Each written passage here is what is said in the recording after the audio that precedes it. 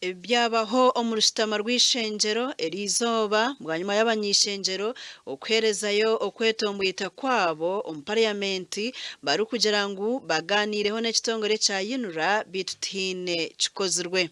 Speaker, my concern is that because of the heavy rains for the last two months, most parts of the country, most bridges have been washed away and some roads destroyed, specifically the Yunura roads. The Yunura road that connects IBANDA and Buweju.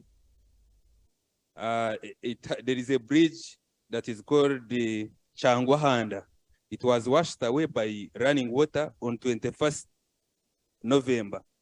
On 23rd, there is a border cyclist called Turyasima Chrysostom who was drowned and died from the same point.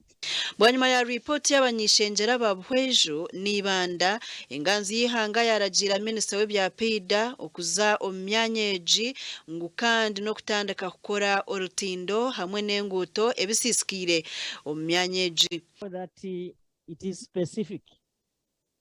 I want to thank you, and now I will direct the minister because he knows where to go now, but before it was like he will go out throughout the country looking for Chamwanda Bridge.